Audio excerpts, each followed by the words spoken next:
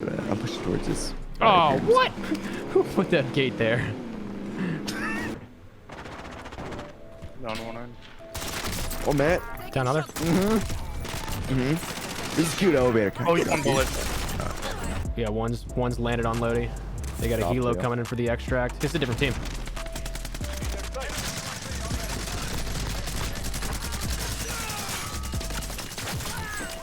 He's gonna go boom. That was pretty wild, though. Not gonna lie. Jordan, it's your moment. Get your gameplay. Go get the gameplay. That guy looking on your left. Are they on your left? I think this guy got up that I was at. Perk goes behind me. He goes out of the game, man. Jesus. Just hits all his hip fire bullets. There's nothing I can do against that.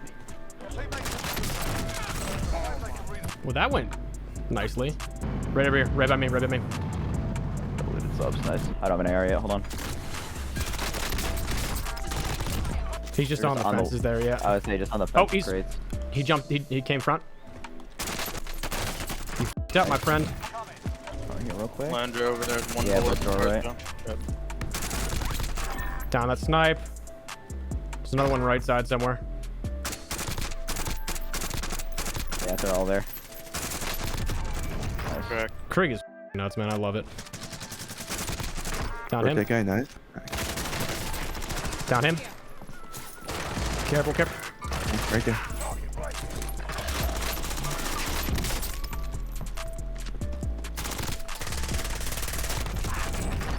My bad, lazy. It's not letting me buy you. I got my gun. I say you're short on money. That's why. I would say a little short on cash there, Frosty. Wait. You got one more here. Yep.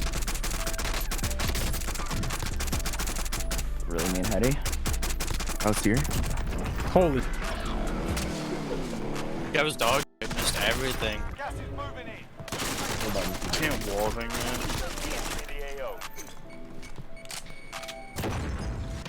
Pushing up. Found him.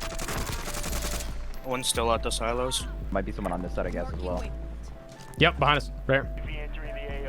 Did we get this guy on this little hut here? One pushed into the house, so I think we're good. Me too. I've never been more confident in a duo. Right here. I got the one. He's gonna have to push out and he's gonna die here. Drop them. In the field. Yep. Let's go. That's a big game.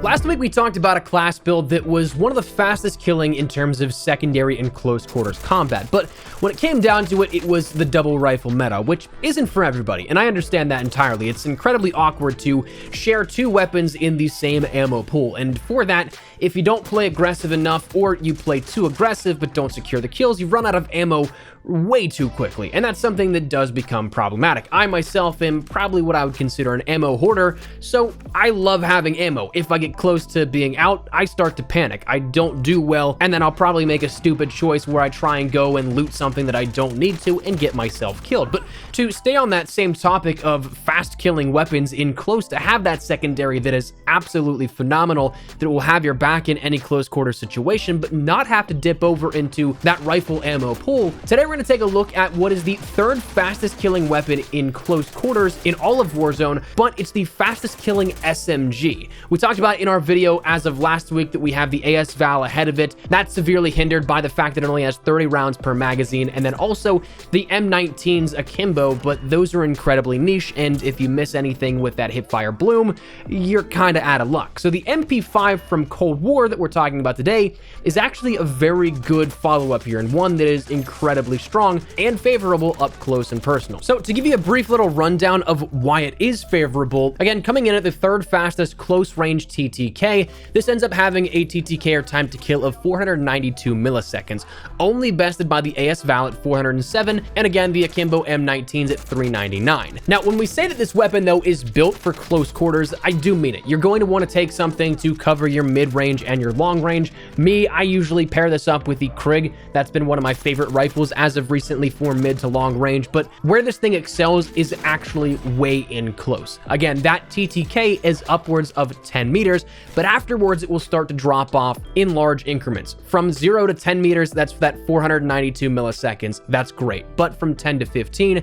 that drops all the way down to 632. Then 15 to 20 and beyond is 773 milliseconds, which bumps that out significantly outside of the top 10 TTK in close quarters weapons, so you really want to take this as something focused for very close range. When you focus on a weapon build like that is so close quarters, you want to make sure that you, one, have mobility associated with it. You want to also be able to get your weapon up and have some key attributes like strafe speed and ADS speed. So for all of that, we end up taking the regular sound suppressor because after the mid-season update, we ended up seeing that that did add in more attributes than normal, whereas the agency suppressor would have been the only thing that really offered any benefit for keeping us off the radar, plus other attributes. But the sound suppressor now offers that sound suppression, as well as for more so close quarters, aim down sight and bullet velocity, as well as sprint to fire speed attributes. So it's kind of that mid ground between wanting something for a long range, but also keeping yourself off the radar and not getting as much bullet velocity. So it's a mid-tier suppressor essentially, utilized for those closer quarter situations.